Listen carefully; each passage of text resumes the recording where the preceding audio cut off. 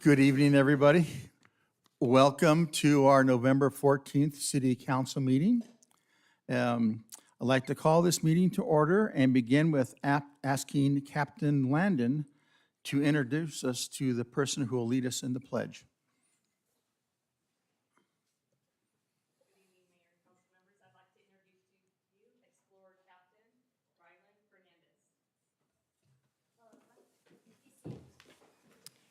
Ready?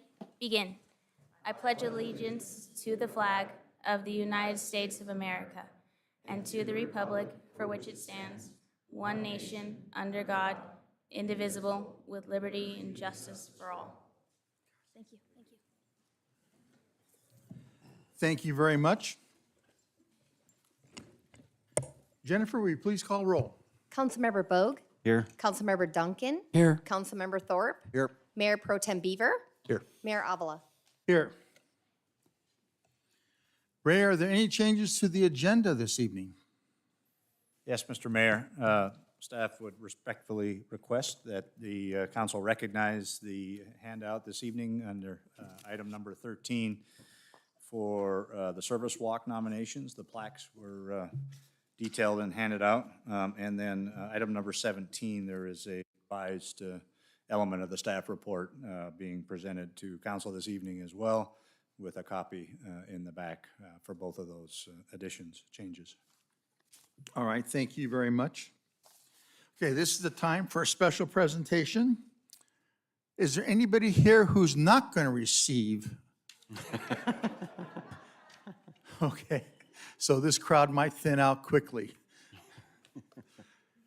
All right, this is the time for a special recognition to the City Commission and committee members in appreciation of their services. What we'll do now is that I believe Jennifer will call the names, and then someone else will hand out a certificate, and Councilmember Thorpe will be issuing out another award there, packaged up and looking pretty. I'd like to invite the rest of the City Council to come down here on the dais so we can congratulate each of the committees that come down for their awards. Yeah, while you are walking down, I'd like to thank staff, Cindy and Kim, for all their efforts in putting this together. Those who have served the last 2 years on committees and commissions will receive a portfolio and a cell phone charger. So really nice of the group. Thank you. Okay, so we're going to start with EDAC, which is the Economic Development Advisory Committee. So we'll start with Craig Heaps, Chris Markarian, Feel free to applaud all of our...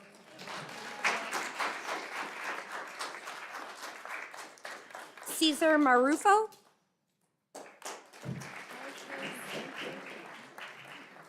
Niles O'Hara,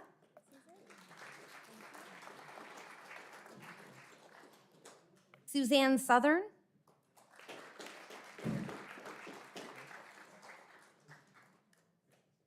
those unable to attend were Robert Coleman, Patty Ingram, Dennis Miller, and Michelle Riggs.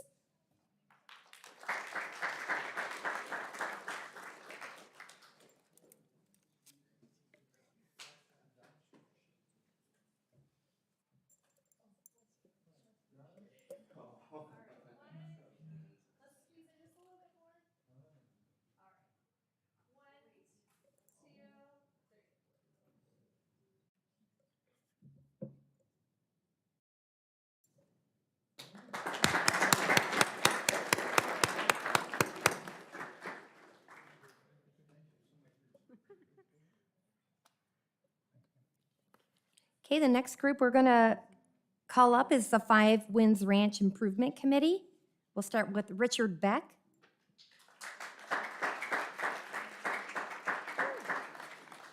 Brenna Lane.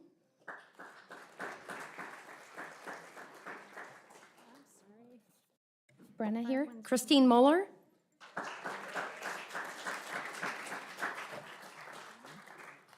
They'll get theirs a little later, sorry.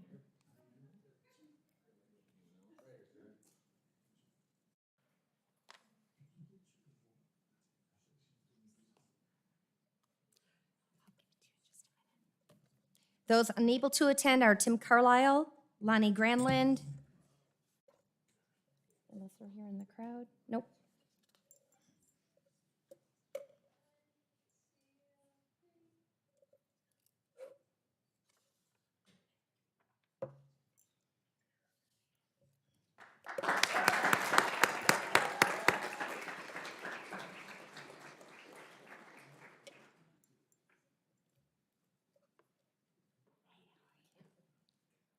Next committee is the Healthy Yucaipa Committee.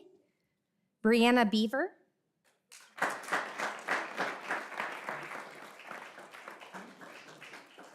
Jeffrey Distelberg. Michael Huron.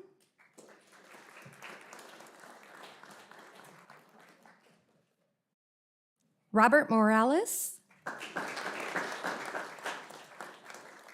Heather Obier.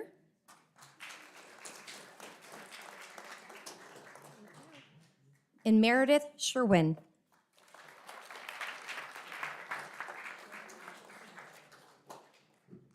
Meredith?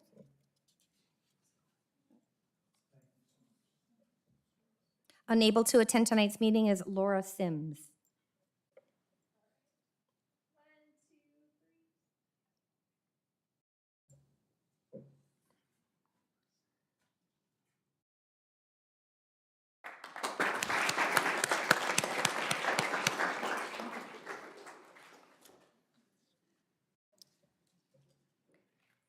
Next up, we're calling the Mobile Home Rent Review Commission.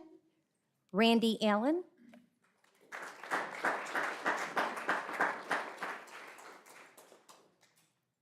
John Chu.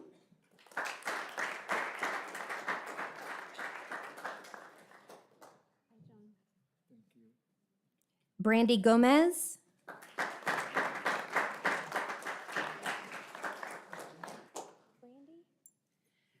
Robert Miller.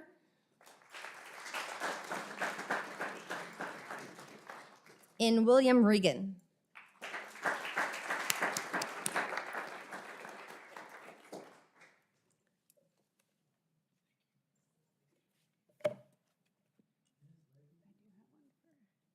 Missing a few of these.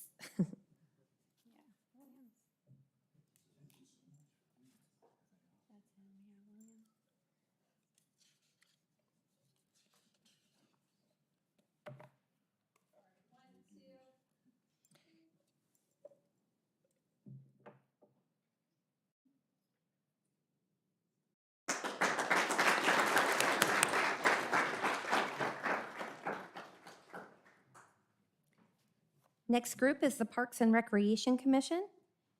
Shelley Ewell.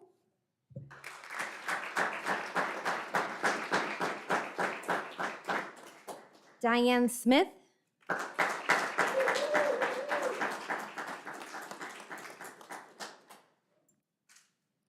Douglas Witham.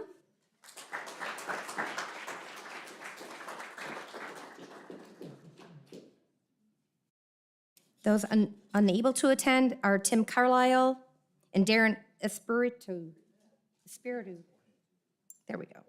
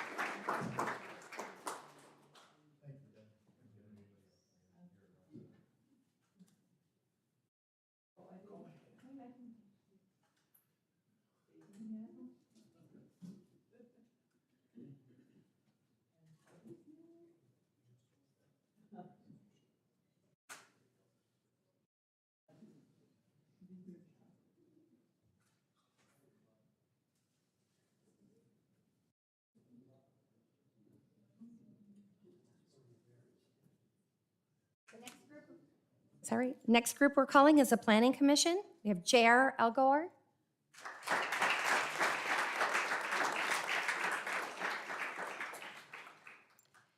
Richard Beck.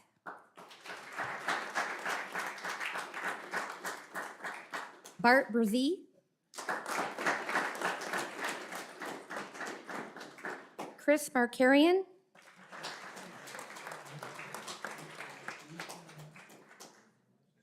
And Lloyd Rexted. Unable to attend tonight are Tony Hicks and Aaron Wolf.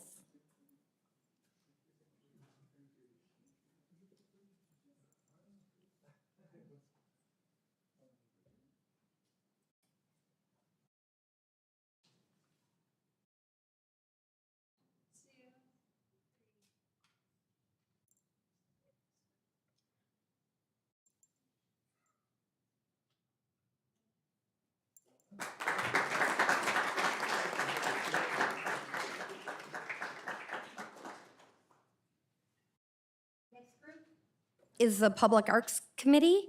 We have Brandy Gomez. Kit Satri.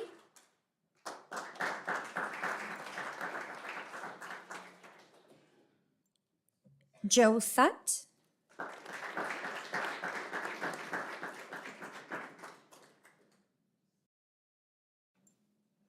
Unable to attend tonight's recognition are Valerie Applegate, Daryl Bryan, Claire Marie Teeters, and Lillian Vasquez.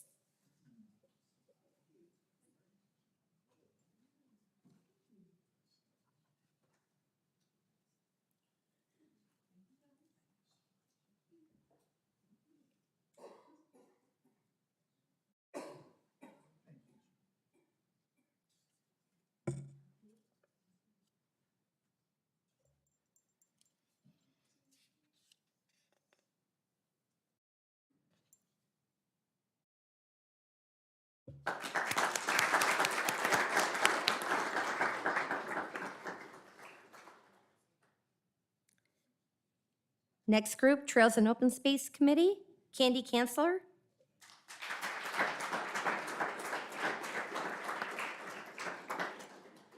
Christine Moeller.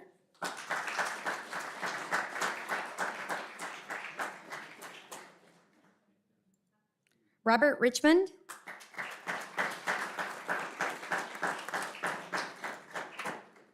Adam Tassat.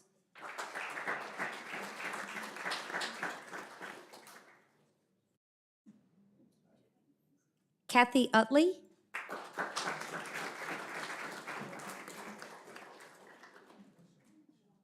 Unable to attend tonight's recognition, Michael Bagg, Catherine Barton, Dee Dee Chudy, and Patrick Smith.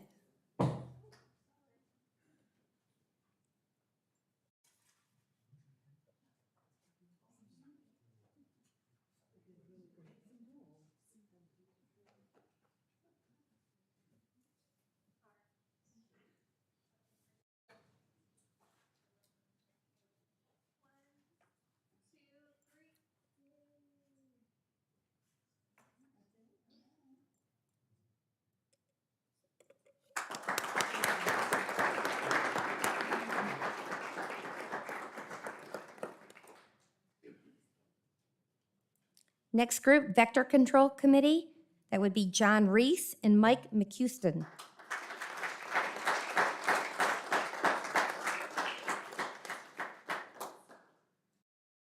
Is John here? No? And Mike? No? Okay. They're out chasing flies. Next is the Youth Advisory Committee. Peyton Barger.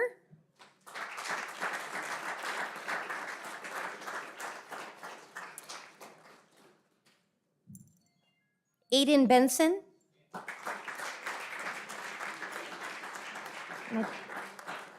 think Aiden's a little under the weather. Rhett Bogue. Ava Hamilchek. Brenna Lane. Chase Miller. Mallory Miller. Kevin Palmer. Jacinia Ramirez. Bella Samaniego. Adeline Tolkien, Maxwell Ubilius, Madison Welsel. And I think that's almost perfect attendance. Way to go, Yak.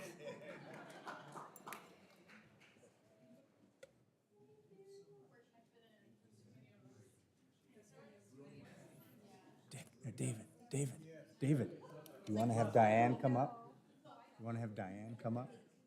You want to have Diane come up for the picture? I would love to invite Diane Smith to come up with us, please, since you were the one who actually formed this, created this for us.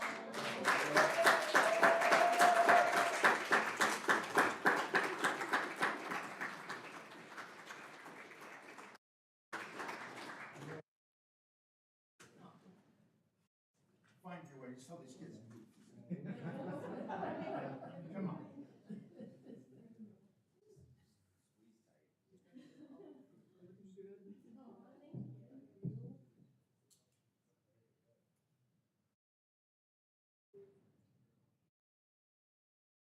All right, ready? 1, 2, 3. I'm gonna take one more. 1, 2, 3.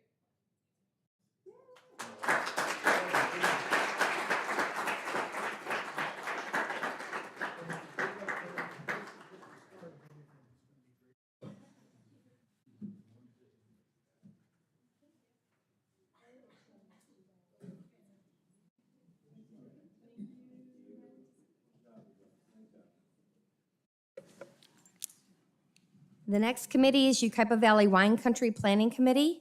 Craig Heaps.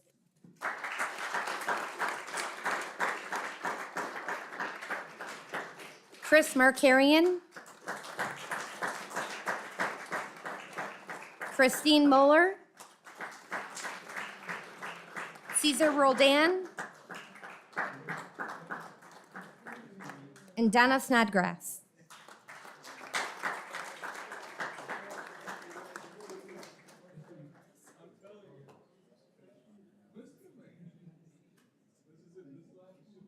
Unable to attend in this group is Tony Hicks, James Matlock, Jonathan Weldy, and Denise Work.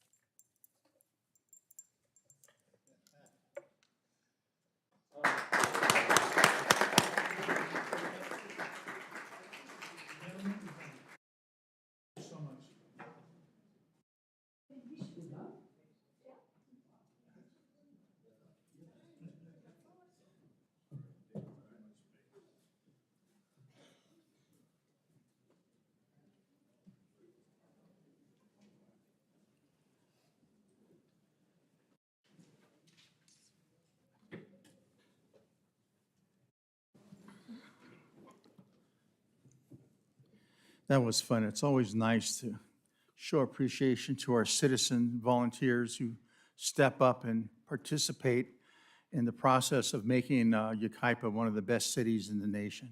Thank you so much to all of our recipients.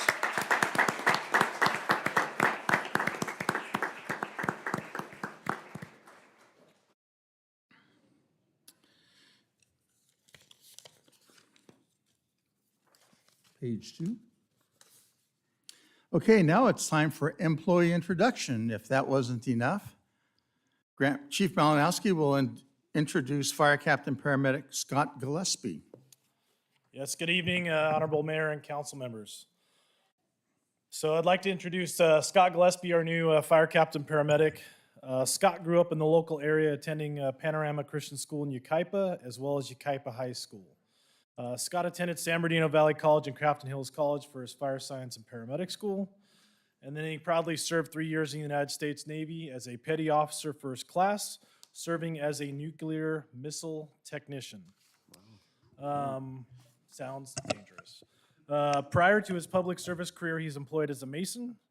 He started his fire service career as a paid call firefighter in Forest Falls for San Bernardino County Fire Department. He eventually started working there full-time as a firefighter paramedic. in Wrightwood, Grand Terrace, Mentone, Hesperia, 7 years before he decided to switch it up and go completely to Hawaii to do Honolulu County EMS as a mobile intensive care paramedic. During his time there, he became a part of a Hawaii disaster medical assistance team as a flight paramedic and was key in mobilizing field hospitals and hazmat responses for agencies such as the Secret Service hosting World APEC meetings. He then worked for Hawaii County Fire as a firefighter paramedic performing fire and water rescues in the Big Island of Hawaii. And then he decided to return to California, worked in Redlands Community ER for a little bit before coming to CAL FIRE. So with CAL FIRE, he promoted from a firefighter paramedic in Riverside to a engineer paramedic in Santa Cruz and San Mateo counties, and finally came back down south. He worked for me actually up in the high desert as a fire captain in 2017 for about 4 years, and then briefly went to Moreno Valley before he became here, taking a promotion as a captain paramedic with that paramedic entitlement there. He's also a certified Israeli firefighter and has done several deployments, serving in Ashkelon near the Gaza border. He has 2 daughters and a son with many friends and family who still live in Yucaipa. He obviously brings a wealth of knowledge, as you can see from his background, and as a captain paramedic, he will oversee our day-to-day paramedic operations. He's a valuable asset to the city and the fire department, and I'm very proud to introduce Scott Gillespie.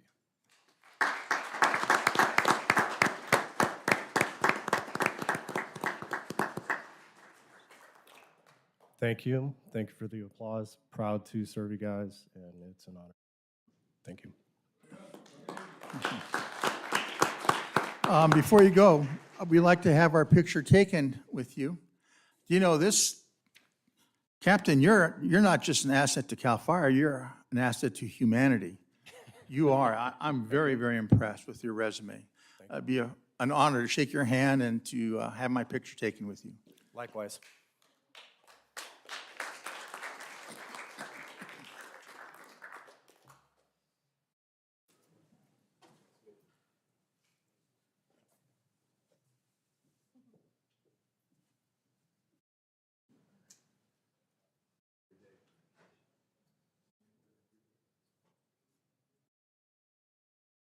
All right, one more photo. 1, 2, 3.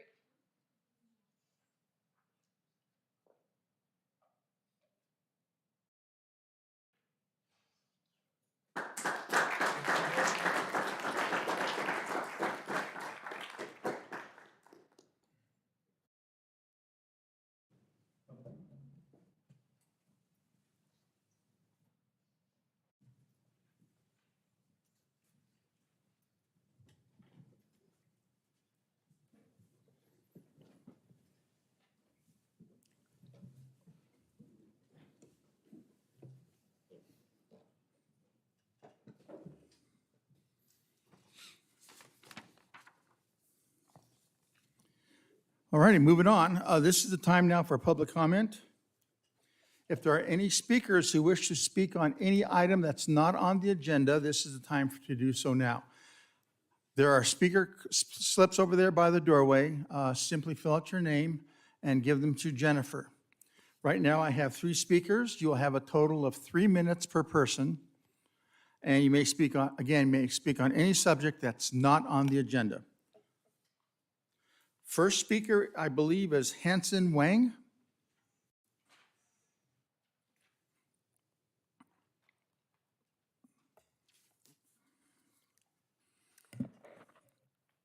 Thank you very much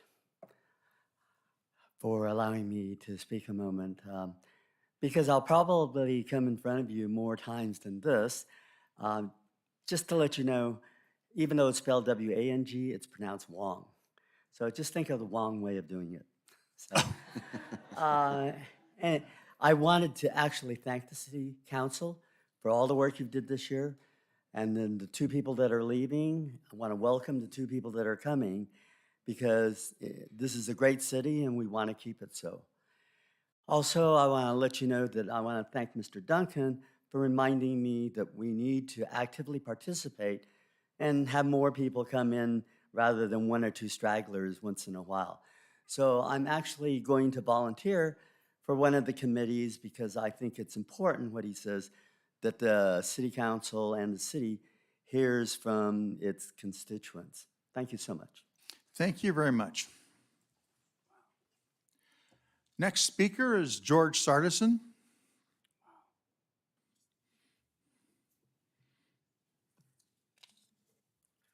George Sardison, 12451 Custer Street. Council member and past member Bogue and council member and current mayor Avila. I would like to publicly thank you both for your service to my city and our community. You both served with dignity and integrity. And I just wanted to publicly speak and state that. We're running out of time for your term of service. And as serving as mayor, you also gave people the courtesy that they deserved when they came to the podium here, just like I did tonight. So again, thank you both for your years of service. Thank you. Thank you, George.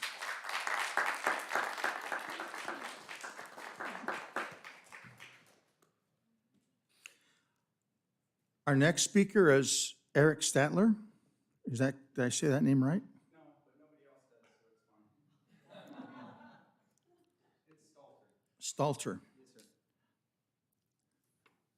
Good evening, Council. As you said, my name is Eric Stalter.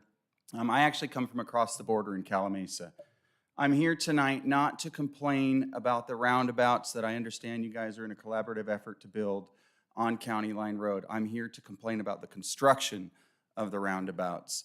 It's caused many problems along Bryant Street, both on the Yucaipa and Calamasa side. And I won't get into it for the sake of time tonight for you guys and the rest of the community, but it's become a problem. I've been now to 2 of the meetings with the contractor and the city of Calamasa over there at Norton Younglove. And I would recommend that you guys attend that as well, because something needs to be done about the issue with the flooding, the excessive rainwater that's coming, that used to come down County Line for the last 12,000 years, I assume, that never crossed Bryant and flooded. It now crosses Bryant and floods.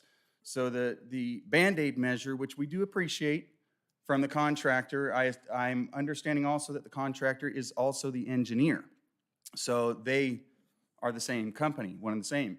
So what they did to Band-Aid the remedy for now is to build a speed bump, a massive speed bump to divert the water, continue down County Line.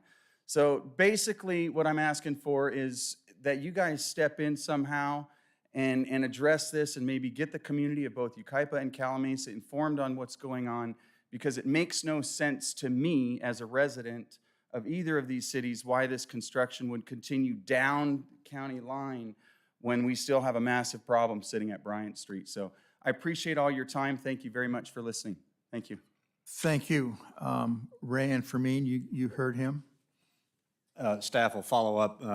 Calamasa is the lead on this project. We do know that, as the gentleman mentioned, that the large speed hump is an interim measure to try to control drainage. The long-term solution is part of this project. It is going through the permitting process with the state agency that has the pipe under Bryant Street. And so I know that's been the holdup relative to the drainage improvements that are ultimately required and a part of this bid in this project. So as soon as that state permit comes to Calamasa, they'll be installing that set of box culverts or pipes that will solve that drainage problem. Okay, and that's going to be time uncertain? Don't have a specific date for the state permit, no. Okay. Yeah, I just really quick, I did talk to Eric, and then I also talked to the city engineer for Mean. I would invite them that perhaps maybe take 15 minutes and get together and go over a quick explanation of what's going on. If that's possible, maybe you guys can set something up. Absolutely. Okay. Okay. Thanks. Very good. Moving on to mayor and council member business reports. Anything to report? Mr. Duncan? No, sir. Mayor Pro Tem? No. I will report. Last Thursday, I attended an award ceremony along with Fermin Preciado and Shane Massoud, and we won. I cannot remember the name of the report. I don't have the plaque with us. Fermin, can you give us some details on what we won? Sure, I'd love to. So we submitted a nomination form to it's the IEEP, the Inland Empire Economic Partnership, and they have an annual awards presentation for different categories. We submitted a nomination form for our Wilson 3 Basin project. Under the category was the collaboration between cities and counties and private public partnerships. And it was for the Wilson 3 Basin project. And again, the reason for the collaboration and the partnership is because that project is a multi-purpose project, not just for flood control purposes, but groundwater recharge, environmental restoration and preservation efforts, along many others. And as Mr. Mayor mentioned, we were fortunate enough to be selected as a winner for that award. Yes, it was quite an event, and I guess we're due actually an improved plaque. It showed us with cities, countries, and regions, and should be cities, counties, and regions. So I like the idea of countries myself. Makes us more strong. Anyway, moving on, I did overlook the consent agenda. So at this time, are there any items that we wish to pull for discussion? Mr. Mayor, I'd request that number 3 be pulled for discussion, please. Okay, we'll pull number 3. Any others? For the record, I will abstain from the meeting minutes. Very well. Okay, with respect to the remaining items on consent, do I hear a motion? I'll move approval. I'll second. We have a first and a second. If no further discussion, all in favor? Aye. Any opposed? The ayes carry it, 5-0, 4-0 with 1 abstention. Item number 3, who will give that presentation? I could give a brief update if council so chooses.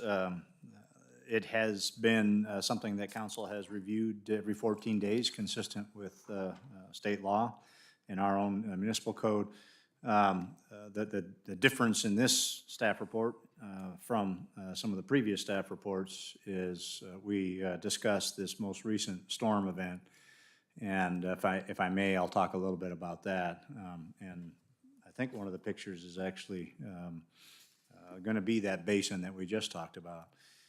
But I want to thank our staff, Fermin, Landon, Scott Washburn, and our maintenance group, Trevor, emergency services coordinator, all worked together during the storm, together with the sheriff's department, fire department personnel.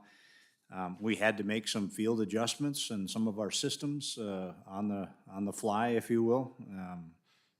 And our team was trained and experienced enough to do those sorts of things out in the field. But overall, I think the systems themselves worked very well. The Wilson 3 Basin, the upstream NRCS-funded projects, you may recall, the detention basin at Jefferson filled up basically with sediment. The desilting basin at the front end of Oak Glen Creek Basin, the first basin in that system, also filled up pretty much with sediment. That's what they were designed for. That's that's how they work. And flood. This is the one near Jefferson.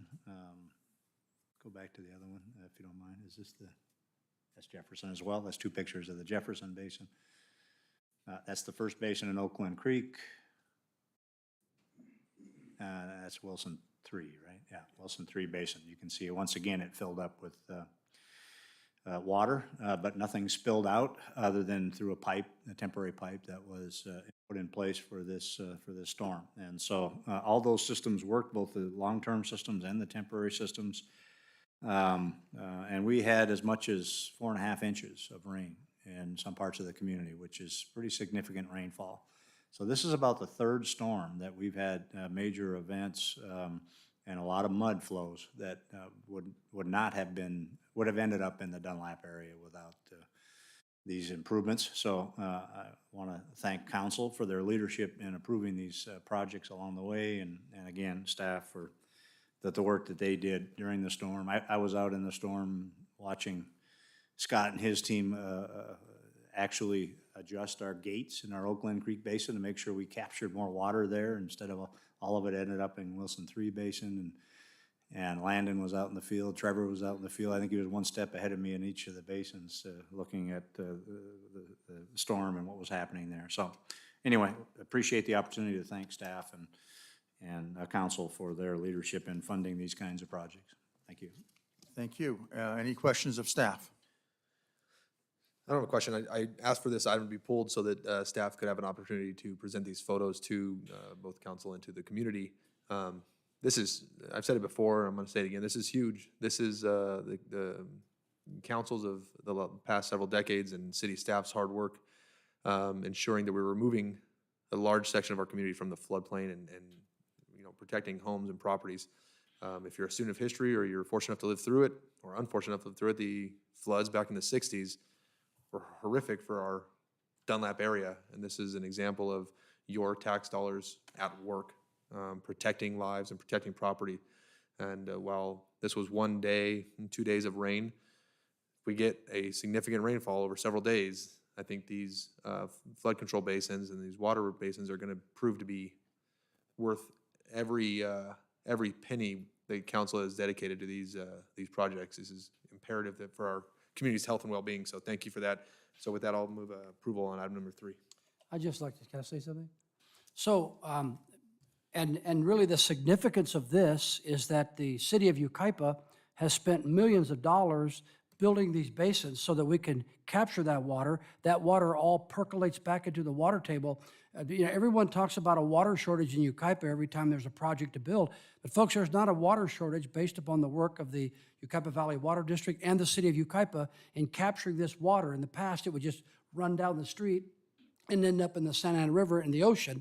But we've spent a lot of energy trying to make sure we capture this water, put it back in the ground so we can drink it later and water our lawns. Yes, any other comments? I would like to say that we are probably experiencing the worst-case scenarios that we can with the loss of the vegetation and the inability of the water or the mountains to hold the water. And with all this silt that's coming in and filling up the basins instead of water, nonetheless, we have been able, as Councilmember Duncan and Mayor Pro Tem Beaver have explained, we have kept the downstream out of the flood basin. This is just good planning. And we have so many communities that just don't have that foresight, and I'm blessed to be part of a city that just, we're using our heads. We're doing it right, and everyone is telling us that. Thank you very much. We have a first and a second, I believe. And if there's no further discussion, we didn't have a second? We have a first. I'll second. We have a second from Councilmember Duncan. If no other discussion, all in favor? Aye. Any opposed? The ayes carry it. Okay, moving on to, I believe, item number 13. That's Ray Casey's service walk nominations. Thank you, Mr. Mayor. Very excited to present this evening. We've got 3 very deserving nominees on the following an awardee that was very deserving, of course, this evening as well. As council will recall, back in May of 2021, City Council conducted a study session to review this possible service walk concept. Result of that study session, staff brought back recommendations for the service walk that is subject of this item this evening. You have very deserving candidates. The nominees have to come from sitting council members. The first 2, Denise Allen Hoyt is, I think, what her updated plaque will say. Denise Work, I think, were nominated by Councilmember Bogue. And then Tom Masner was nominated by Councilmember Duncan. They all have the minimum 16 years of exemplary service among commissions, council member participation, et cetera.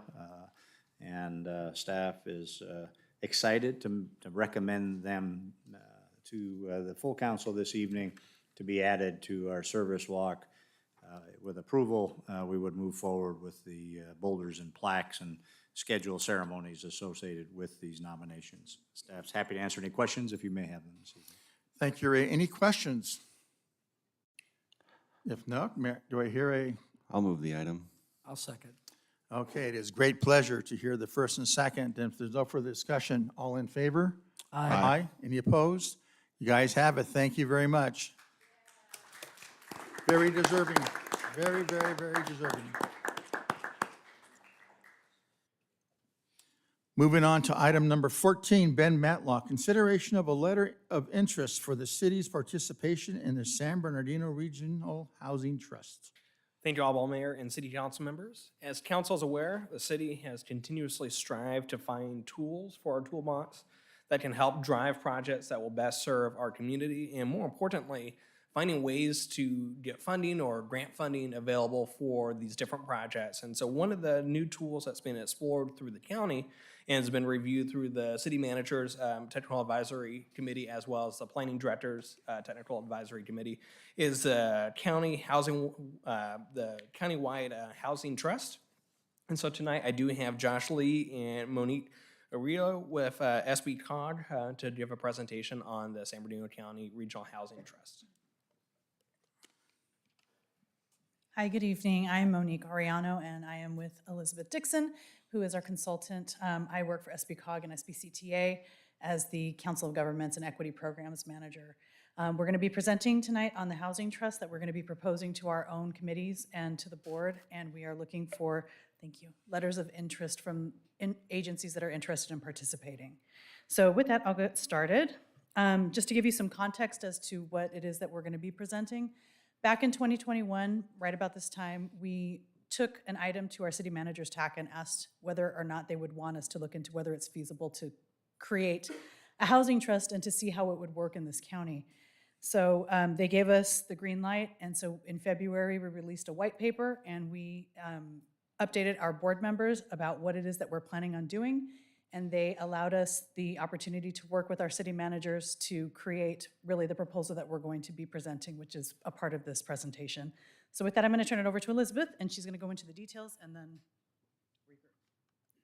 All right, thank you. And Elizabeth Dixon, I'm the planning consultant from DUDEC. So first, we'll just give you a high-level overview. What is a housing trust? A housing trust is really a program that raises funds for housing and housing-related activities. And that's an intentionally broad kind of definition because it's really tailored to each housing trust. So this could be housing production, rehabilitation, preservation. This could also be funding for supporting first-time home buyers, workforce housing, things of that nature. There are several benefits to housing trust, of course. They can provide a flexible source of gap financing for developments, and those oftentimes funds can be placed into revolving loan fund so that you're gaining more money through the interest gained. Through a housing trust, there is the ability to compete for state and federal funds. One program of note is the state's Local Housing Trust Fund program, and this provides dollar-for-dollar matching grants specifically for housing trust up to $5 million annually. And Housing Trust also provides you with an opportunity to really tailor funding to the housing solutions that you need for your region to serve your residents. And of course, looking at this from the regional perspective, this provides us the ability to pull those resources so that we can bring those state and federal funds as well as other funding into the region. We have drafted an overall vision and goals for the Housing Trust, and what we're really aiming to do is bring in more funding to the region for housing and also bring in more development interest, because when there is more funding available, there's more development developers that are being attracted into the region. And of course, we have several goals listed here, looking to increase and preserve the housing supply across the region, while also ensuring that all residents have equitable access to resources, and also ensuring that we're preventing displacement. So why do we need a housing trust? I have a couple of high-level data points that I'll go over just briefly. And we've been looking at this from the regional perspective, so really looking at all of San Bernardino County. So specifically, there are higher rates of household overcrowding. This is all looking at the census tract level. So there are lots of census tracts where you see concentrations of households where more than 20% have overcrowded conditions. We also, across the region, have high rates of household overpayment, and this is especially prevalent with renters, where some census tracts show more than 80% of renters are considered to be overpaying for their housing. There are also high rates of poverty, where there are census tracts where more than 40% of households are living below the poverty level. And then also another thing that we consider when we think about the cost of housing, we also think about the overall cost of transportation. Across the region, the average cost of transportation is 27% of household income, where generally 15% of household income would really be preferred. And then, of course, thinking about tax credits, if you're not familiar, tax credits really provide an essential funding source for housing development. And it's more favorable for those areas that are identified as being higher resource areas by the Tax Credit Allocation Committee, but most of the region is designated as either a lower or moderate resource. So the region is generally less competitive for those funds. And then just thinking ahead, this chart may not look like much at this point, but what this is really looking at is the housing need for the last 8 years for the housing element, and then for the 8 years that we are in the beginning of for the recent housing elements. And this is looking at the housing need for the region. In general, the housing need has gone up for the region 140%. And if we look at the development trends over the last 8 years, that's the numbers you're seeing in orange, we really need to permit housing 5 times more than what we have in the last 8 years. So some steps taken to date. I know that Monique gave you a little bit of an overview there. We have developed a strategic plan. I'll go over a couple of those components for you. So first, we've conducted a lot of outreach. And this is a part of that, we're working to really get the message out to all of the COG member jurisdictions. And we've also been meeting with other housing trusts, specifically within Southern California. We've conducted a comprehensive funding opportunity analysis. This really outlines all of the different grant funding opportunities that would be available for a housing trust. It looks at the potential for partnering with a nonprofit, or even having that 501c3 status to allow for those private donations into the housing trust. There may be some opportunities for funding through the VMT Mitigation Bank. And then, of course, many housing trusts have received earmark funds through the state's budget, sometimes upwards of millions of dollars. We conducted an inventory of the affordable housing across the region, and this is just through the Tax Credit Allocation Committees. So this looks at pipeline projects as well as existing development based on that data source. And I'm going to pass things over to Monique. So as a part of the research that DUDEC had completed, they did a local funding gap analysis, which is really to identify the area that the trust would be working within. So we're looking essentially at $162,000 per unit. So just to kind of give some context to this slide, what we did was we took the pipeline projects that are really just the TTAC credit projects to do this analysis. The Eagle Senior project that was done in this jurisdiction was not a part of that because it didn't have that tax allocation credit. However, under the housing trust, it would be eligible for funds because the board would determine what the priorities would be, and those projects would be eligible for funding. So I just wanted to highlight that. And then the housing trust structure. So this was the information that was on one of the earlier slides, but essentially we have to put an administrative plan together to determine how the allocation of funds is going to be completed. And it's going to include the vision and the goals. And then the programming priorities. When we met with the cities, we gained a large list of priority areas for each jurisdiction that would be interested in being a part of the JPA. And these were the ones that kind of lifted to the top. So new construction for affordable housing, preservation or rehab, community land trusts, workforce housing, down payment assistance, financing for purchase of loans. These are all priority programs that the JPA would be looking to allocate funds toward. Administration would be, we would create a board of directors under the new JPA, be one director per jurisdiction. Members would be incentivized to join as founding members because getting it off the ground is a huge lift. And then there would be a 2-year term limit with no limit to the number of terms for the board. Administration in the background would essentially be staffing by SBCOG. The JPA for the Housing Trust would essentially contract with SBCOG to put all of the staff in place and make sure that everything is completed behind the scenes. And then the cost of the trust, we identified a $315,000 operating budget, and that cost would be allocated among the jurisdictions that are going to be participating by population. So essentially, this is a range that we would be looking at. And then I'm going to turn it back over to Elizabeth. And so I know that was a lot of information. I'm going to give you a quick kind of recap to visualize how the Housing Trust would work. Monique mentioned the cost of the trust. That's how we build the trust.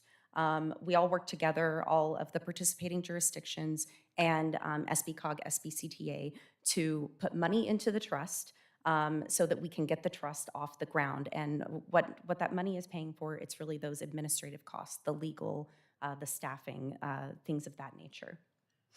And then the Housing Trust itself, using those resources, would then go after those outside funds. So looking at state grants, federal grants, private donations, and of course other funding opportunities to really put that into the trust. And then finally, the funding would be allocated back to the participating jurisdictions. And that would really be, the manner of which would really be determined by the board itself.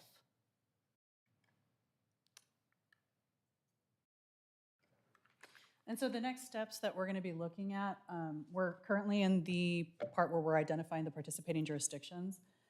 We are working on a draft administrative plan that would ultimately be approved by the new JPA. We are working on an application for REAP 2.0. This is going to be the crux of the pot of money that we're going to be able to start with. We're looking to have about $14 million to begin with for allocation to all of the jurisdictions. And then ultimately, once we receive those funds, we would establish the new JPA and then adopt the administrative plan. So we are in November, and actually we are going to take this presentation essentially to our committee members and then to our board in January.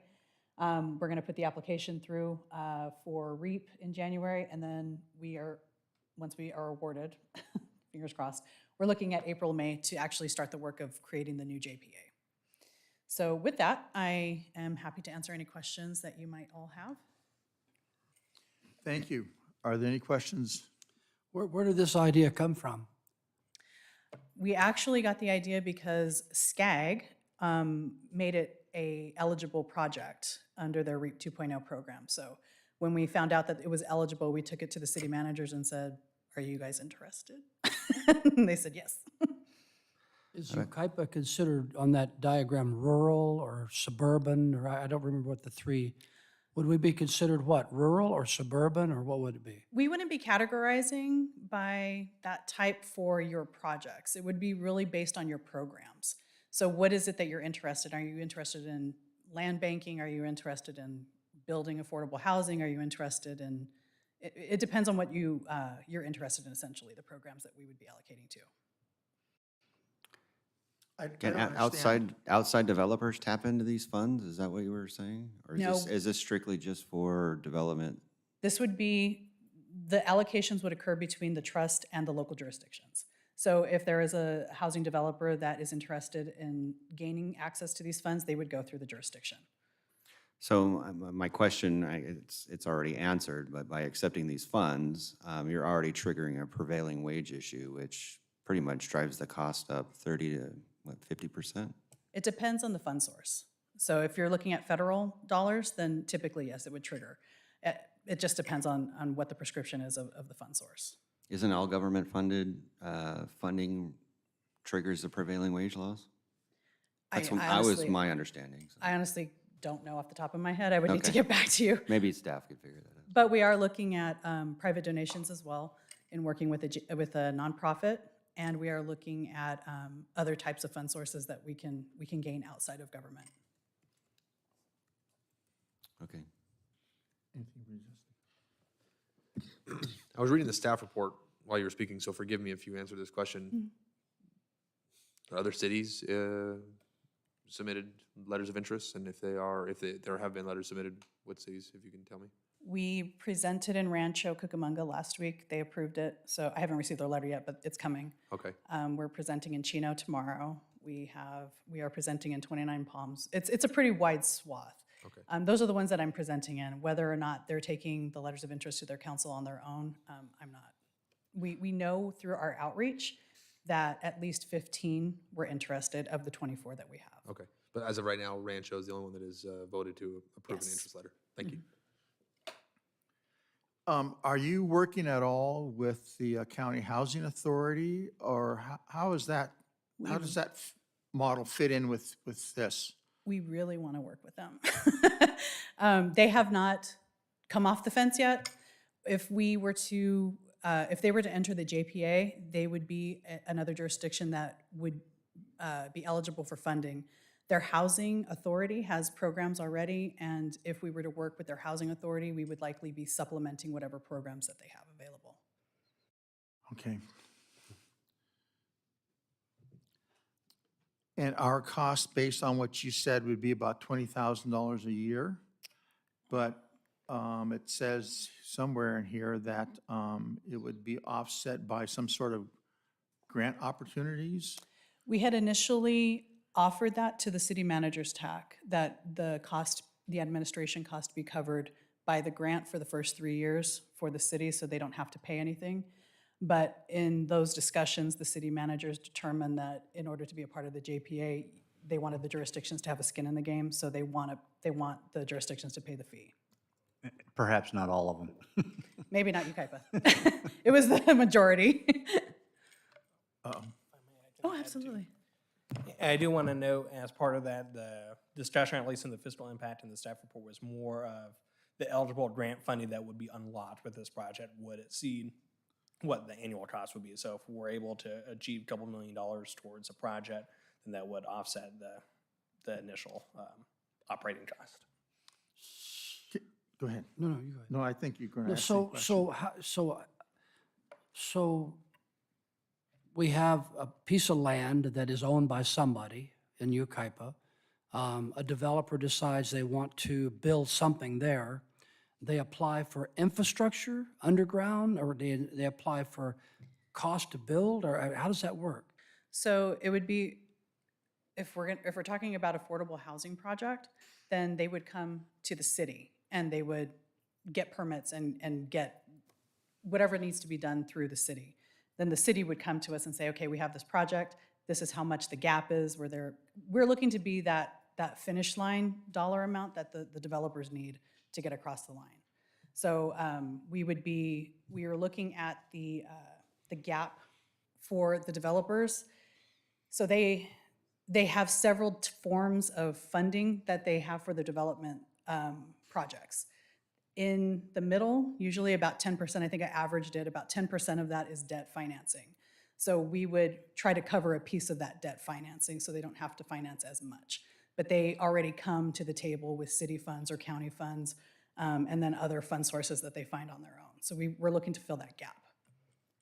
If I may, Mr. Mayor, all of those things that you referenced could be eligible for gap funding depending on the programs. And the other advantage of the housing trust over the normal TCAC funding, the state tax funding, is that we believe that there's more flexibility in how you use these profits, or this funding coming from nonprofits or other sources.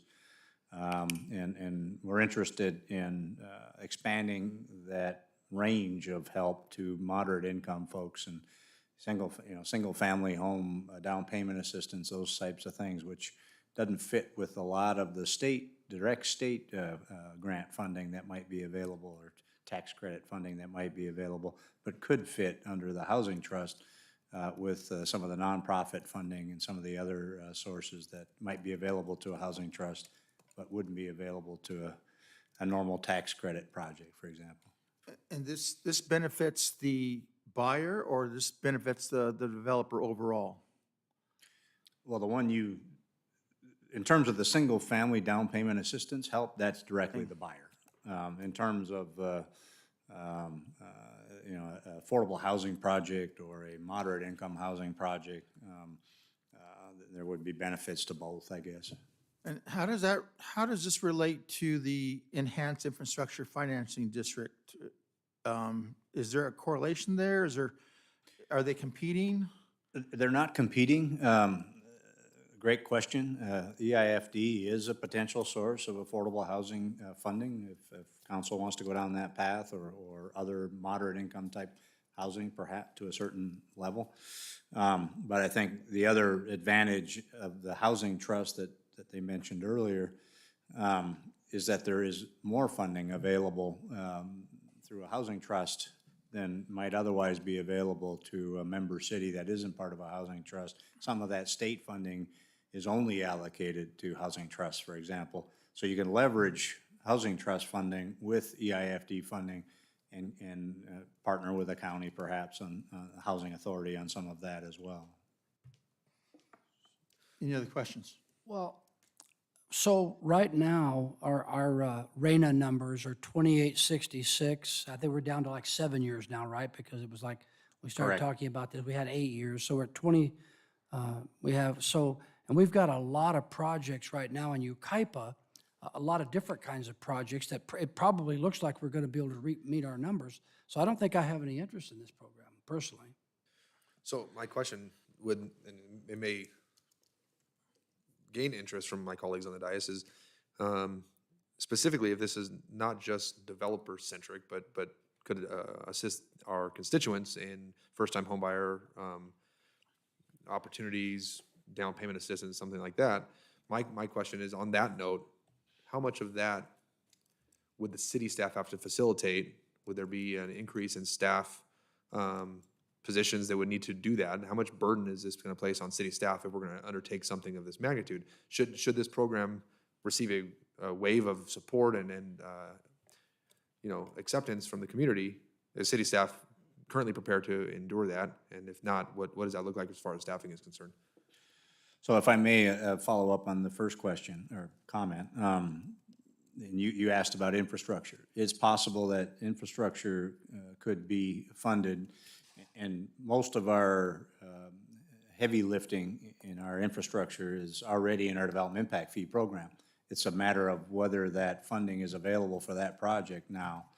And so there is an element of potential grant funding through the Housing Trust to support some of those projects that you're talking about in the way of infrastructure. With respect to staffing, most of this heavy lifting, or almost all of this heavy lifting, will be done by SBCOG. Okay. The only support, if you will, may be in terms of supporting an elected official from this council that is on the board, and periodic updates that we would be aware of and working with SBCOG on. And in terms of applications for funding through the Housing Trust, theoretically, we would be making those applications anyway, except to the extent that Housing Trust funds have access to grant funding that other cities may not. But theoretically, we would be making those applications directly to the state if it wasn't the Housing Trust. So city staff wouldn't be necessarily handling funds, issuing payment, having to track. I know with grants, generally there's a lot of have to be tracked and submitted for, where the grant funds went, and grant coordinators pull their head out every time they pull their hair out every time they have to, take on a grant, and then there's a lot of follow up on the back end. So I appreciate you clarifying that. Make sure I answer the question accurately. If we were successful in getting a project funded, like for example the Green Valley project in the Uptown, or the Horizons project, or the Eagle project on 5th and County Line, there's still staffing associated with those projects themselves.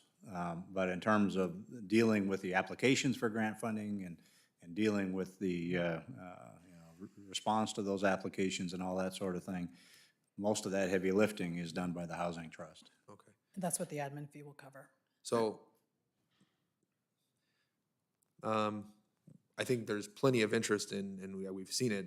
People want to develop parts of Yucaipa. We see that all the time. We hear it coming from the community when they oppose, by and large, a lot of our developments, and the council has to explain the RENA numbers and no net loss and why we're legally obligated to approve builds. So I'm not so concerned as to the benefit of this housing trust for the developer. I'm sure there's a benefit, and I'm sure there's people who are appreciative of that. But I am interested in seeing this go through for the purpose of benefiting the community, the people that make up the community, and their abilities to have access to not just affordable housing, but moderate housing and maybe even more. I think that there's an opportunity here to serve our constituents by allowing additional opportunity for housing. And if truly, and moreover, if truly there's an obligation, and there is through RENA, to not just approve builds, but actually go the extra mile to show that we're doing everything we can to incentivize build and get those RENA numbers in. This might be an example for Yucaipa to say, not only did we approve all these lots, we've also joined a housing trust. We're trying to make it as easy as possible to have these houses available to our constituents. Available to them. I think this might be an opportunity for us to present to the state that we're doing everything we can, even if houses aren't being built, we're joining trusts, we're doing everything we can to make housing easier in this valley. Is there a minimum time commitment if we wanted to back out, say it's not working for us? Yeah, we would be entering into an MOU as a member jurisdiction for a new JPA. So it's a contract, essentially. We don't have the contract completed, but we can certainly put language in the contract. Okay. John? I have one question, a final question perhaps. The Board of Directors decides a priority in which these housing projects will be? Yes, so the new JPA that will be formed for the Housing Trust will be making the determination on the priorities for the programs as well as the allocation of funds for those programs. So that has yet to be determined. So This is just a letter of interest to keep the ball rolling, and I'm trying to think, I'm thinking downstream. yeah.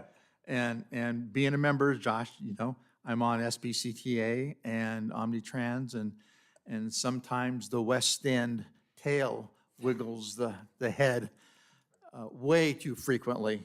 And I'm afraid, and I'll be honest, if we were to jump into something like this, we're going to have a lot of West End, Ontario, Ranch Cucamonga getting all these projects, and like it's existing now, it kind of filters, and when they have extra money, they give it to us over here on the East End. I'm sorry, go ahead. I'm with Mayor Pro Tem Beaver. I think this is going to be a wonderful opportunity for our citizens. I just need some assurance that we're going to get a fair shake out of this. That's the only thing. I don't want to end up like what we've got now, where we have to fight for the pennies to get for our Wildwood interchange. So where we're guaranteed to us by Measure I, but somehow we got left out of the money pool. So I don't want that to happen to us. Well, this will have to come back with a ratification letter. So Yeah, this but is just a letter of again, interest. if we're going to jump in here, I need some assurances. It's all downstream Yeah. thinking. So I agree with Councilmember Bogue that this is probably going to be prevailing wage just because of all the government money involved. And the thing is, I agree with Mayor Avila that Rancho and Ontario see there's a lot of politics at SBCTA. There's a lot of politics in this whole thing, and the popular guys and gals are going to get the money. And I agree with Councilmember Beaver, or Mayor Pro Tem Beaver. If we're talking about money to help with a down payment, that's one thing. But most people in this county are so sympathetic to low income and low income housing that money is going to go there instead of single family dwellings in Yucaipa, in my humble opinion. So again, I don't like this at all. So to kind of address Mayor Avila's concern, We are looking at creating a board that is one vote per person. We are really going to push that as an equity issue. In addition to that, we've heard the same concern from multiple jurisdictions. And what I can say is that the structure of the fund allocation is what is going to be determined by the new board. I mean, the reality is Ontario, Rancho, and Fontana, that's 3.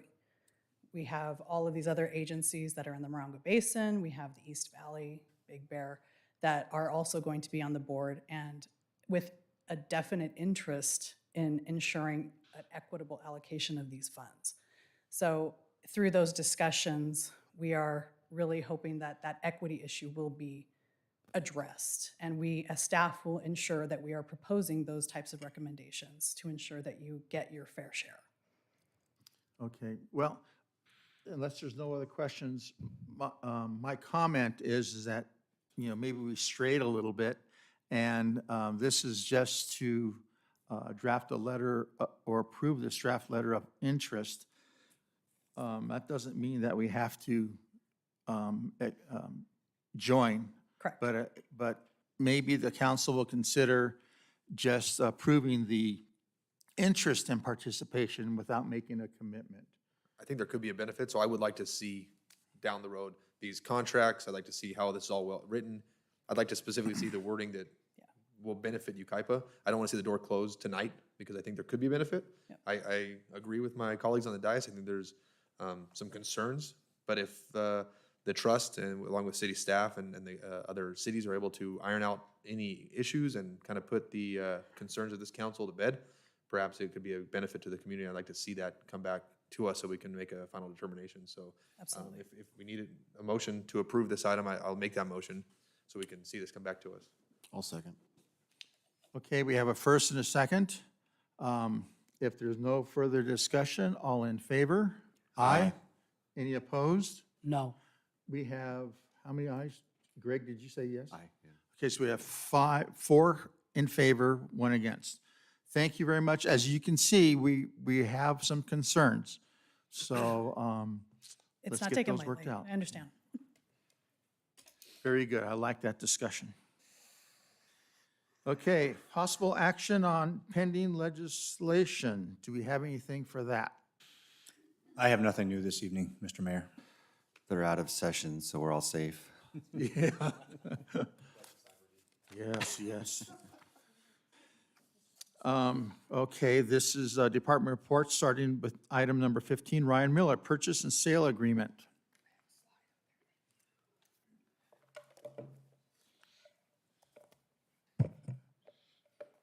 Okay, good evening, Honorable Mayor, council members. Fantastic. On September 27th, 2021, City Council adopted Resolution 2021-62, declaring real property owned by the city as surplus land and not necessary for city use. The subject parcel is on the northeast corner of 5th and County Line Road, as shown in the illustration there on the TV. The property was initially required by voluntary acquisition to provide necessary right-of-way for the County Line Road Corridor Improvement Project. As you will see here, this is a few site photos, how the site is today. The developer Eagle desires to purchase the parcel from the city and construct a 6-unit senior housing project that will function as an extension of their 96-unit senior development to the west currently, right across 5th Avenue. That's called The Villas. And pursuant to the state housing law, 3 of the units of the 6 that they are creating will be for low to very low income, and then 3 of the units will rent for fair market value. I do have a site plan up here showing the proposed development. And in addition, the picture on the bottom is also, the rendering is showing a construction of a roundabout that is part of that County Line Road project. As of Monday, that was updated to start construction April, May of this next year coming up. All right.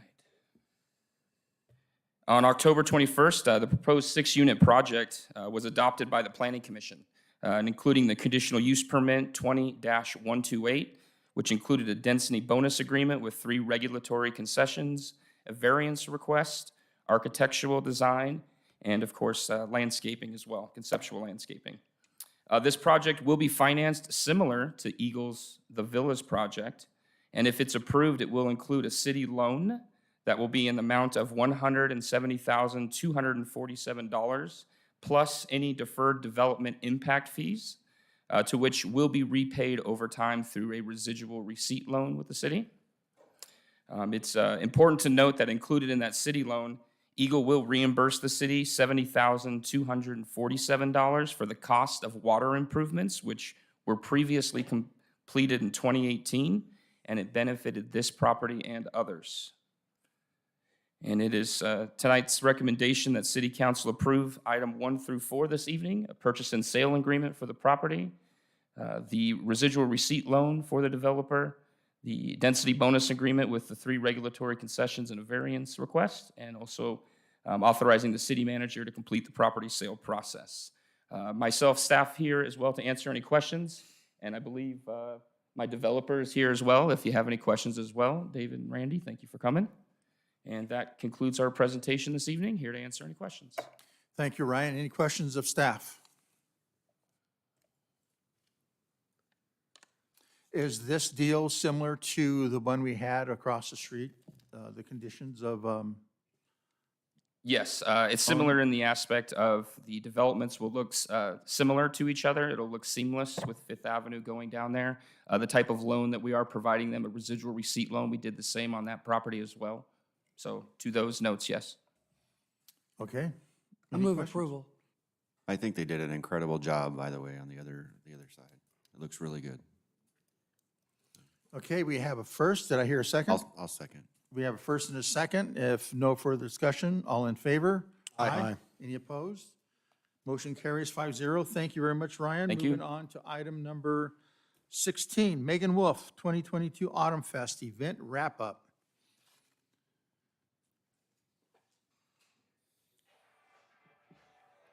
All right, I like it. Good evening, Mayor and City Council. The 2022 Autumn Fest was held on September 30th and October 1st. I'd like to bring your attention to the screen for a brief visual recap of the event. Oh no, it's not showing on the screen.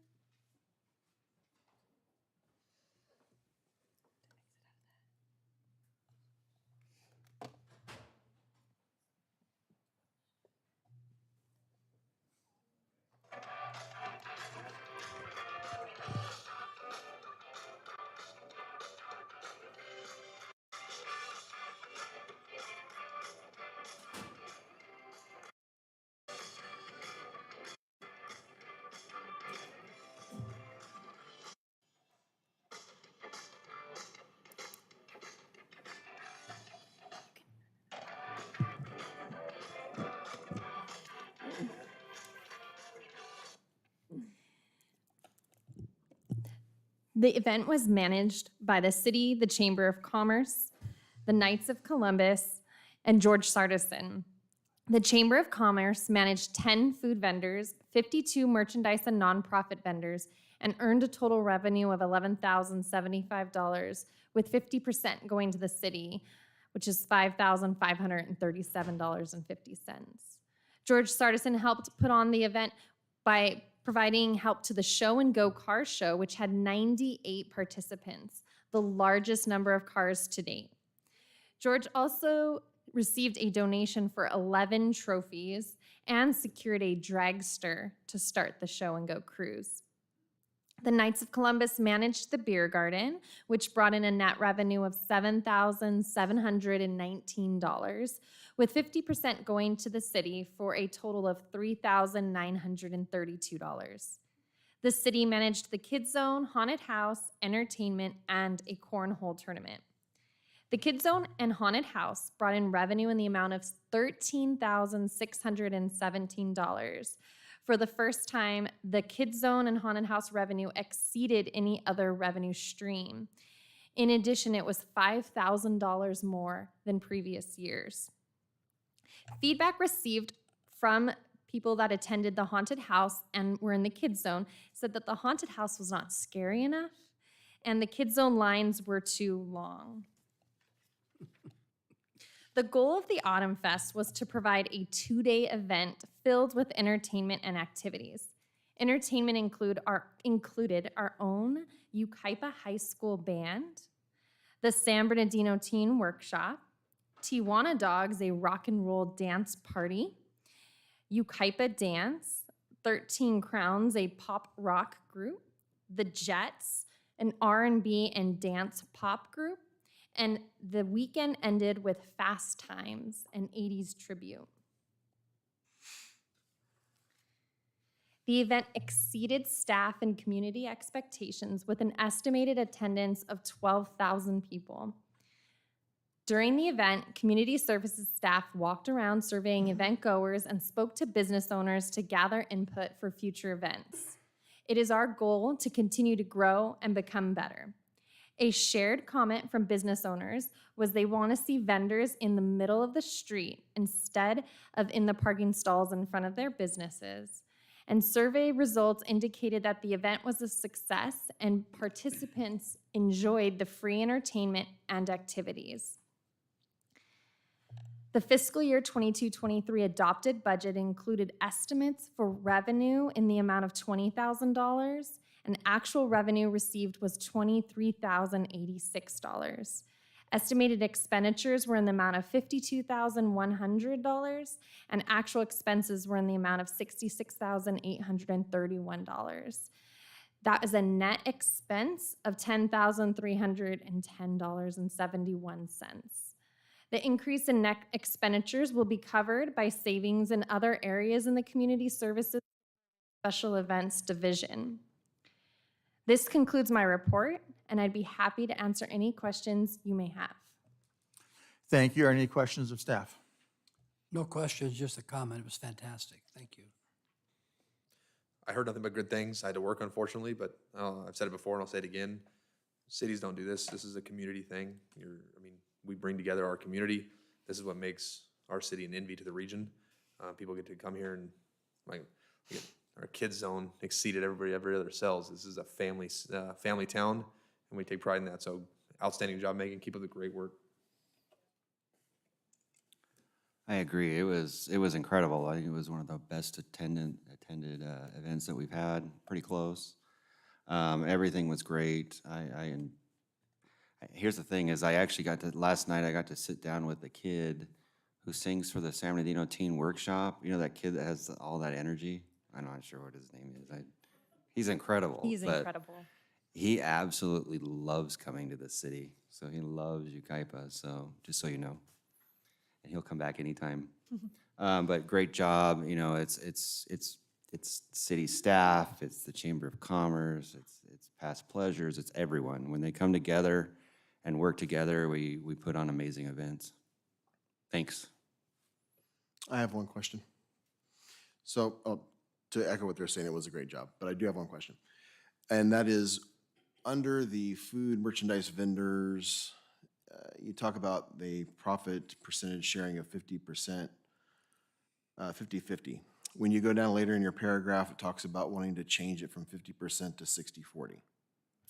Now, that's not from this past event, correct? That's going to be moving forward for future events. Is that correct? Because I think I misread this the first time through, and it may just be me, but in case someone else is reading this and thought the same thing, I just want to make sure we make that clear.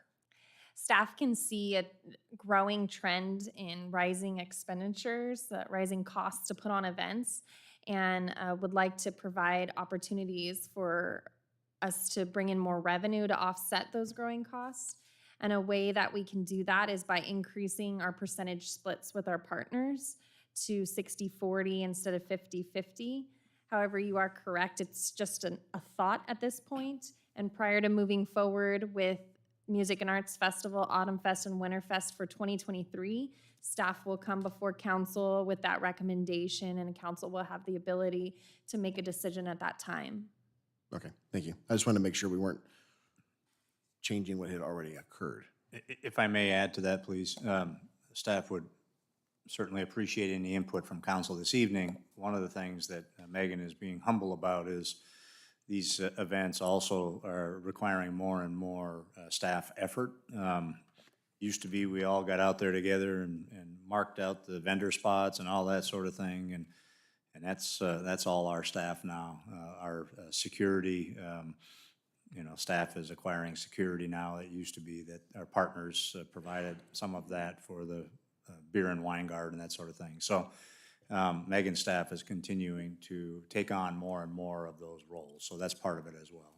And I'm good with it. I just want to make sure that we're being transparent. And we're not perceived as pulling a fast one on folks. That this is down the road. Thank you. Did you have a question? No, sir. With that, with the new proposed split, have you talked to the partners yet about this? Because it may not be worth their time if they're 50% just makes ends meet. I have no idea what their profit or loss is, so I don't know. Have you talked to them about it? I do want to clarify, I think I commented earlier that we wouldn't make any changes to the Music and Arts Festival. I would like to note the Music and Arts Festival contract did change to 60/40 this past year, and that was to offset the cost of providing electricity and tents to the vendors. And the chamber at that time was okay with it. I have briefly mentioned the change percentage split to the Knights of Columbus.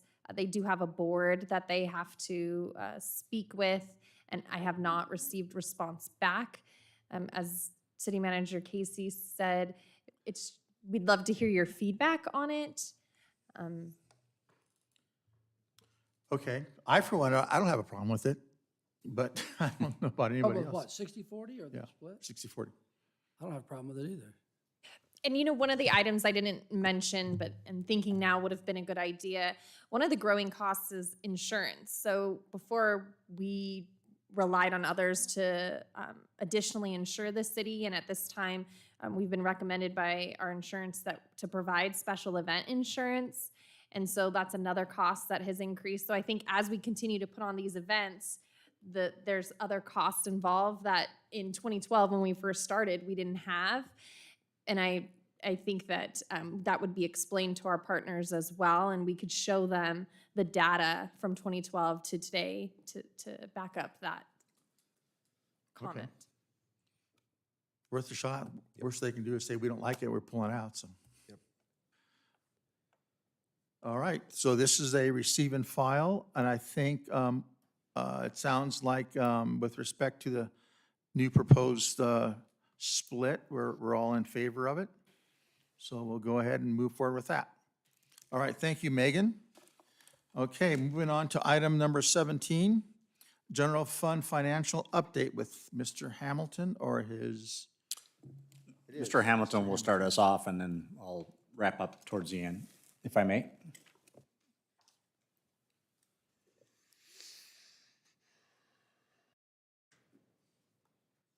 And just for the record, if approved this evening, it would be as amended, there was an amendment that was handed out this evening. Thank you.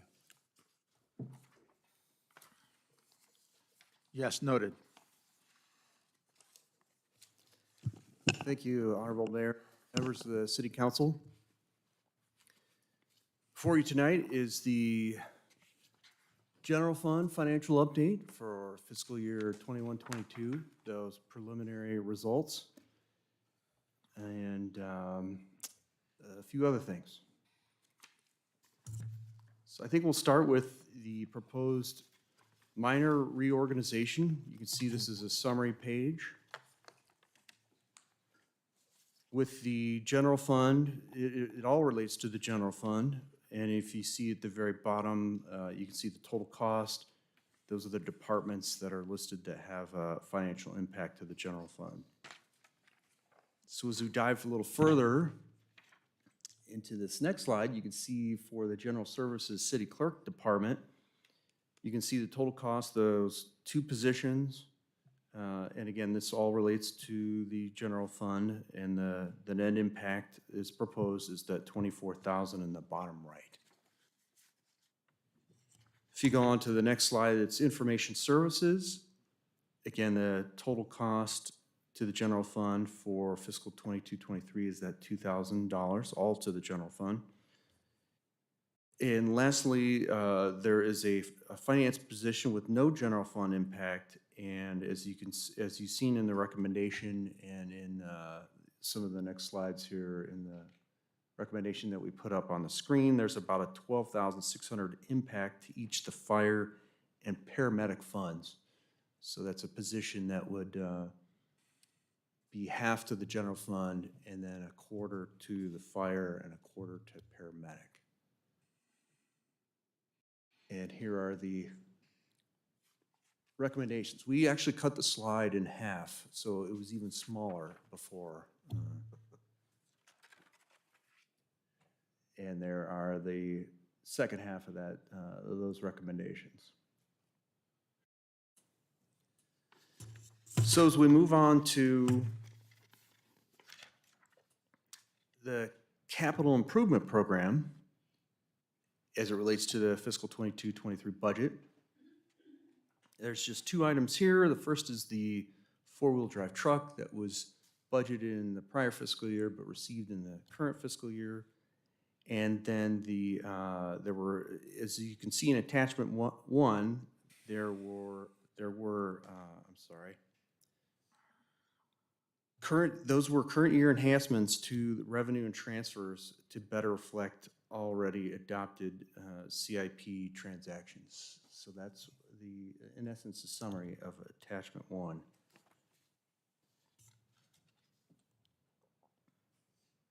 As it relates to the preliminary adjusted fiscal 21-22 net revenues, you can see the bottom line, that's that 3.3 million. So let me just expand on that a little, and then I'll go back up and talk about what we're going to do with that money. So the 3.3 million was generally due to budgeting conservatively, both in revenue and expenses, and the use of ARPA funding, some of which was unused. So that's how we achieved the 3.3 million for fiscal 21-22. So if we go back up now, what are we going to do with those funds?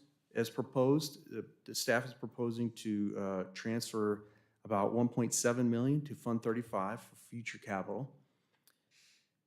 For the unused ARPA allocation, we're proposing to transfer that 1.25 million back to the ARPA fund, and then you can see those additional recommendations. And these are the recommended actions as revised.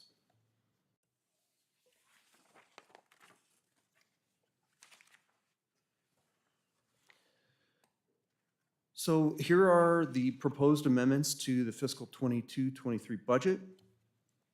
The first line relates to the library funding that was recently received, approximately $9.0 million of grant funding. This million here is really seed funding, so we can obtain further funding from some potential partners. Regarding the next three items on the slide, related to ambulance, the safety committee has reviewed these items and is recommending approval.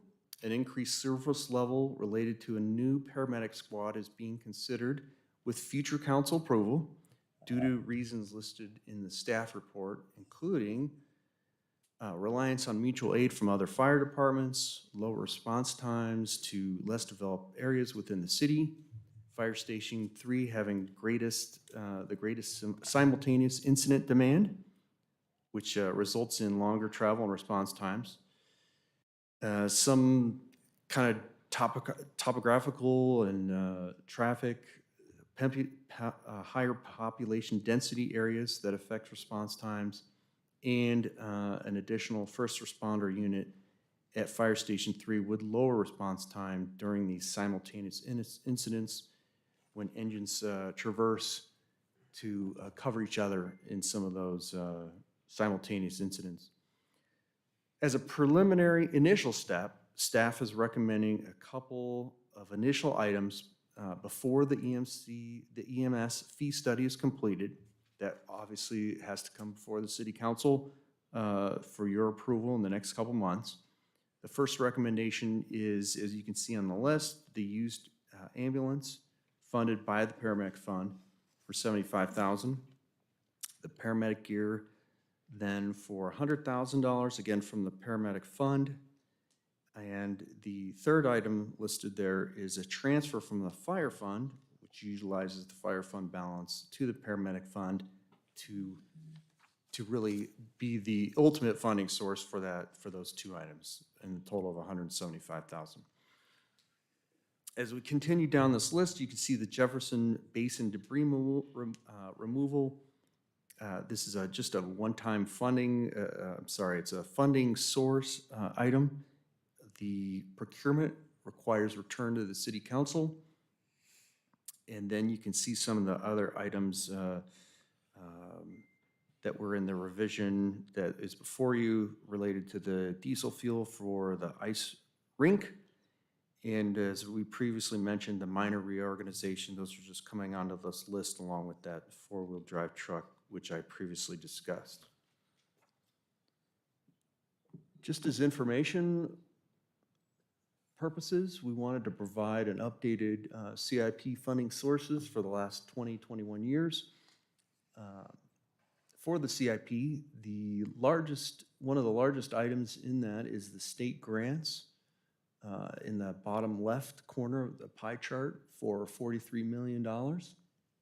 That was updated to include that $9 million in the new library grant from the state.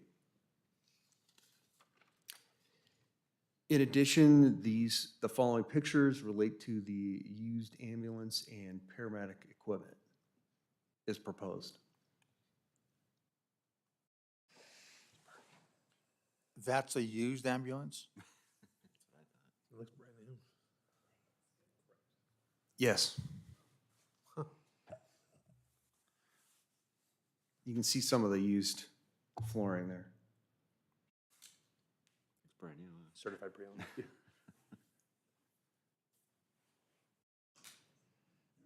And that's 75,000. Correct. Is that outfitted 75,000, or is that just the purchase of the equipment, or just the vehicle? Sorry, can you say again? Is that outfitted with emergency service equipment and marked, or is that just the purchase of the wheels and the chassis? That would be just the purchase of the unit itself. So the 100,000 would be for the paramedic gear, and there'd be pretty minimal cost to like graphic and stuff like that. We could support it in the regular fire maintenance budget, but it would carry the program moving forward would carry a increase in like vehicle maintenance, stuff like that to cover those costs. Understood. So, but yeah, that is a used ambulance. We would need something high quality run as a frontline ambulance until we can facilitate that in a year and a half, just because of build times. It's hard to get anything right now, especially vehicles. And we're actually purchasing Medic 71 from Palm Desert? No, that was just an example of just CAL FIRE paramedic units that we already have in existence. Okay, which unit are we buying, or are we thinking about? We'd need your approval, and then we'd have to start finding a high quality. looking for it. Yeah, look Okay. for one. You kind of got to jump on whatever's good, especially with the supply right now. You got to look for the diamond in the rough and kind of jump on it. Yeah, Medic 71. I thought that was 75. We should buy 5 or 6 of them. The steal. So with this last item related to the fiscal 22-23 budget, you can see those recommended actions as revised. And with that, I think I pass it over to City Manager Casey. I think Andrew actually covered it pretty well. If you have any questions about the library grant funding, we do have another grant that's out there, a federal grant, which we can match with state grant, and we're going to keep pursuing other federal grants if we're not successful here, but we'll find out shortly. And of course, we've got this potential partnership with the county and the school district that I think this sets the tone for all of us to contribute in this effort, this local match effort for the $9 million grant as well. Are we going to have to come up with the $9 million to match that $9 million grant? Together with the county and the school district. And how much do you anticipate that will be for us? Can't tell you for sure. I know the county has committed to several million already. The school district is committing the land if council is interested in going forward with that joint opportunity on school district property. But they're also talking about some additional funding there as well. So if we got the federal grant, that would help, of course. Any partnership with both the county and the school district will help. At the end of this process, you'll have several opportunities to green light, red light this process, but it's a $9 million grant, so. Is there any possibility, since it's a bi-county school district, that our friends south of the border over there might want to join in on this? Is that something we can work in through? Maybe Riverside and City of Calumet might want to join in? Well, I know they're moving ahead with their own understood. new library, a smaller version, of course, but moving ahead with their own library now, so probably unlikely. Understood. And with respect, if I may, with respect to the ARPA funding and the decisions that council has before them this evening relative to the fire department costs, we specifically held off on that larger investment through for the goals and objectives process in January, February to for the council at that time to weigh in on those priorities. But because of the timing, because the fee study is going through the process, because the RFP at the county level, which may also be a good reason to go forward with this effort, and the time that it takes to update our Schedule A and all those sorts of things, staff felt it was appropriate to come forward to you this evening in the context of the first quarter review with the funding that's available to look at the purchase of the used equipment and vehicle, used vehicle and equipment, got that backwards, and then the decision to be made by council through the goals and objectives process to prioritize the starting of the operations as of July 1st next year, get the Schedule A change going, and the equipment associated with that frontline vehicle. This used equipment, this used vehicle then would become our backup vehicle if council at that time prioritized that investment. And ARPA funding, the context for ARPA funding or the guidelines for ARPA funding, number one, because of our level of ARPA funding allowed us to characterize it as lost sales tax revenue, which it is. But number two, the guidelines also allow for use with government services, particularly police and fire services. And so by setting back that $1.25 million into next year's budget and the year after, you have the ability as a council to, number one, hedge against a future recession to a certain extent, but number two, that funding can be made available for public safety purposes. Okay, any questions of staff? I'll move agenda item number 17, 1 through 6. Okay, we have first. Has the With the Finance amendments. Committee seen this or approved this? No, the Finance Committee has not seen this. Is there a reason why that wasn't taken to them first and then brought to us, or? Just timing, the timing to get some of these initiatives going, the time frame for the fire department's investments and the investment in the generator and fuel and all that sort of thing. And we had the Public Safety Committee meeting already scheduled for today. So we can certainly refer all or part of this back to the Finance Committee. We would want to move forward certainly with some of those short-term investments like the fuel for the generator and all that. I still have my motion still stands. Is that for the entire Yeah. agenda, or the item as amended? Yeah, as amended? As amended, yes. And what would be the items that would necessitate a vote this evening to move forward that we are kind of short on time with? Again, the fire department purchases, the generator and fuel purchases. We have a deputy city clerk that will be retiring here shortly, and that is the context for the changes in IT and city clerk's division or department. Well, the IT is a little different. That's just the workload has gotten to the point with the implementation of Tyler Munis software and other work orders that they're just not keeping up. And that, I think, is pretty urgent as well. So maybe a better answer is what can we delay? And perhaps it's some of the generic or general amendments to the budget. But some of those, ice rink goes live Thursday, and so certainly some of those things we would need to move forward on.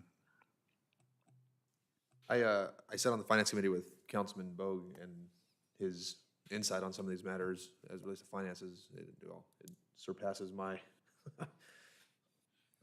I'm a cop. And that's pretty bad. It's pretty bad if you're relying on just me. Hold on a second, because this man's insight has been right on a few times. So I'm a knuckle dragger. The numbers are difficult if I don't have my shoes off. So But my motion still stands. I don't see anything in here controversial, so I think it's good. Yeah, I didn't even catch the finance committee item there's a lot of numbers, and so finance does need to weigh on it. So, but if Councilman Bogue feels comfortable with it and he doesn't see anything glaring, I didn't catch anything, but I'll second his motion. Okay, we have a first and a second. If there's no further discussion, all in favor? Aye. Any opposed? No. We have 4 yeses, 1 noes. Motion carries. Moving on to item number 18, which is the adoption of the 2022 California Building and Fire Codes. Ben Matlock. All right, good evening, Mayor and City Council members. I am here with the 2022 Building Code update. It's kind of interesting because it goes into effect January 2023, but it is the 2022 Building Code update. I do want to note, as part of the building code, those standards do go into effect on January 1st, whether or not the city of Yucaipa incorporates it by ordinance or not. However, May I interrupt real fast? I should open the public hearing. So public hearing is open. and then, so as part of it, as part of the city's municipal code, we do incorporate under Chapter 15, the building code and those relevant sections, including the fire code and energy code, all those elements as part of the city's municipal code. And then more importantly, we include local and geographic changes to the building code that's allowed in order to reflect the conditions that is in the city of Yucaipa. And so as part of this, the ordinance number 417 does include those revisions. As a general note, the building code update for this round is relatively mild. As council may be aware, last building code included the requirement for solar installations for all new residential construction. Nothing that profound is happening with this particular update. It's much more kind of sedate in that regard. And so it does include those necessary revisions that reflect the city's unique characteristics consistent with past updates. I do want to note one element that staff has included and identified in the staff report for council's consideration is in regards to solid walls that are greater than 4 feet. Right now, the city does require a building permit for subdivisions, commercial projects, and other kind of scale of activities to require a building permit for those walls. However, a single-family residence that was just constructing one does not require a building permit at present. However, we have received throughout the years complaints about people building those walls and not necessarily being structurally sound, and in fact, one actually fell over one time. And so as we already require a building permit for these type of facility or these walls already, is a suggestion is essentially the 105.2, which is on page 274 of the packet, to include that requirement consistent with what we require for all other types of wall construction. And then I do want to note as well, in terms of the ordinance, a revision for page 1, identifying that the hearing date is November 14th rather than the 12th. And then as well, a clarification on page 25 of the ordinance, or more importantly, 296 of the packet, clarifying that the fire access requirements is 12 feet. And it says 12 feet and then 14 feet, and that was a strikeout that didn't get carried through. But with that, that does conclude my presentation. Happy to answer any questions, and I do have David Fredward, our deputy building official, to help answer any questions on more the technical nuts and bolts of the building code, and that concludes my presentation. Thank you much. Any questions or comments of staff? And then I can read the title for everyone as well as part of that. It is a lawn title. So if council would like me to, I can do that right now. And bear with me through this one because it's the lawn one. All right. All right, ordinance number 417. An ordinance of the City Council, the City of Yucaipa, California, adopting by reference and amending Part 1 of Title 24 of the California Code of Regulations, comprising the 2022 California Administrative Code, Part 2 of the Title 24 of the California Code of Regulations, comprising the California Building Code 2022 edition, volumes 1 and 2, with appendices F, G, H, I, J, N, and Chapter 1, Division 2, Part 2.5 of Title 24 of the California Code of Regulations, compromising the California Residential Code 2022 edition with appendices. Part 3 of Title 24 of the California Code of Regulations, comprising the California Electrical Code 2022 edition.